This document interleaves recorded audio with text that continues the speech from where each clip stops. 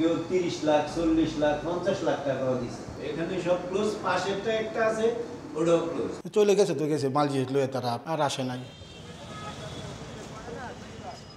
সহজেই বিদেশে উচ্চশিক্ষা এমন প্রলোভন দেখিয়ে 1993 সালে যাত্রা শুরু করে বিএসবি গ্লোবাল নেটওয়ার্কস। বিদেশে পাঠানোর নাম করে বিপুল পরিমাণ টাকা হাতিয়ে নিয়ে শিক্ষার্থীদের সঙ্গে প্রতারণার অভিযোগ ছিল বিএসবির নিয়মিত ঘটনা। গণ অভ্যুত্থানের পর পাওনা টাকার দাবিতে রাজধানীর গুলশানে প্রতিষ্ঠানটির কার্যালয় ঘিরে বিক্ষোভ করেন শিক্ষার্থীরা। সেই বিক্ষোভের পর থেকে লাপাত্তা পুরো প্রতিষ্ঠান। বারিধারার নিজ বাসা থেকে রাতারাতি পরিবার নিয়ে উধাও হয়ে যান প্রতিষ্ঠানের মালিক খায়রুল বাশার। এখানে সব ক্লোজ, পাশেরটা একটা আছে ওটাও ক্লোজ। চলে গেছে তো গেছে, মাল জিনিস লয়ে তারা আর আসে নাই। পরে অনুসন্ধানে নেমে সিআইডি জানতে পারে 141 জন শিক্ষার্থীর প্রায় 13 কোটি টাকা আত্মসাৎ করেছে বিএসবি। মামলা করা হয় মালিক খায়রুল বাশার, তার স্ত্রী সন্তান সহ অজ্ঞাত 5 জনের নামে। থলের বেড়াল বেরিয়ে আসে সিআইডি তদন্তে। জানা যায় গত 30 বছরে প্রতারণার মাধ্যমে কোটি কোটি টাকা হাতিয়েছেন বাশার। দৃশ্যমান সম্পদের হিসাব মেলে 47 কোটি টাকার। কেউ 30 লাখ 40 লাখ 50 লাখ টাকাও দিছে। আপনি এই টাকাগুলো লইয়া মানুষের কত কষ্টের টাকা, অনেকের ডকুমেন্টসই নেই। বারিধারার 3টি ফ্ল্যাট ক্রোকের নির্দেশ দেন আদালত। বিদেশে উচ্চশিক্ষার প্রলোভন দেখিয়ে শিক্ষার্থীদের কাছ থেকে কোটি কোটি টাকা হাতিয়ে নিয়েছে বিএসবি গ্লোবাল নেটওয়ার্কের কর্ণধার খায়রুল বাশার। আর সেই টাকায় ঢাকাসহ দেশের বিভিন্ন জায়গায় গড়ে তুলেছেন বিপুল ধন সম্পদ। তারই একটি এই প্লট। 122 শতাংশের এই প্লট সম্প্রতি ক্রোক করেছে আদালত।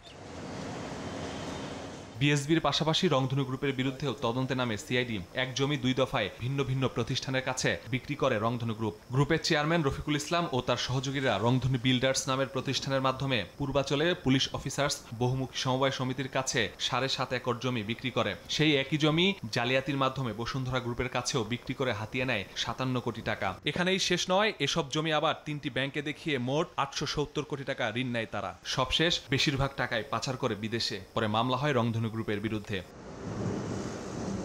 মামলার পর আদালতের মাধ্যমে ক্রোক করা হয় রাজধানীর বনানীর hotel Unique Regency, Jamuna Future পার্কের 1 লাখ বর্গফুটের বাণিজ্যিক স্পেস। রংধনু গ্রুপের রফিকুল ইসলামের 13 ব্যাংক হিসাবের 17 কোটি টাকা ফ্রিজ করা হয়।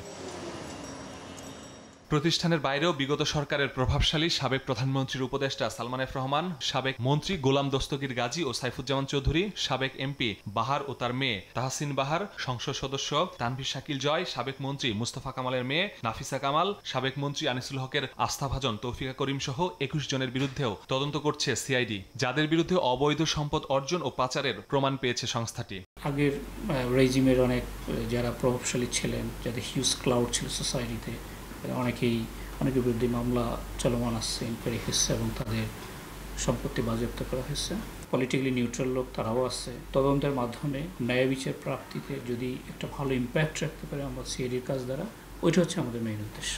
সিআইডি বলছে গত 1 বছরের অনুসন্ধানে BSB, Rongdhonu, Unique Group, Orbitals, ক্যাথারিক্স International, Apollo, Kanchpur, Autumn Loop Apparels, Ahmedia Multipurpose সহ 16টি প্রতিষ্ঠানের মাধ্যমে 7,044 কোটি টাকার অবৈধ সম্পদ অর্জিত হয়েছে।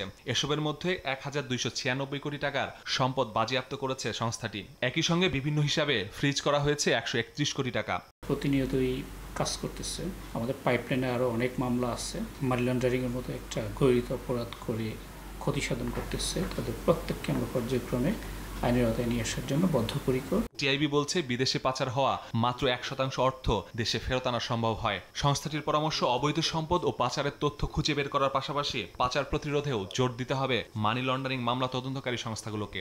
শুধুমাত্র যে কূটনৈতিক পারস্পরিক আইনি সহায়তা, টেকনিক্যাল সাপোর্ট সবই অপরিহার্য। এই কারণে আমি মনে করি যে ফেরত আনাটার চেষ্টাটা অব্যাহত রাখতে হবে, কিন্তু প্রতিরোধটা ইম্পর্টেন্ট। দেশে বিদেশে খোঁজ মেলা সম্পদগুলো দ্রুত বাজেয়াপ্ত করতে জোরালো ভূমিকা রাখতে হবে সব পক্ষকে, এমন মত ট্রান্সপারেন্সি ইন্টারন্যাশনাল টিআইবির।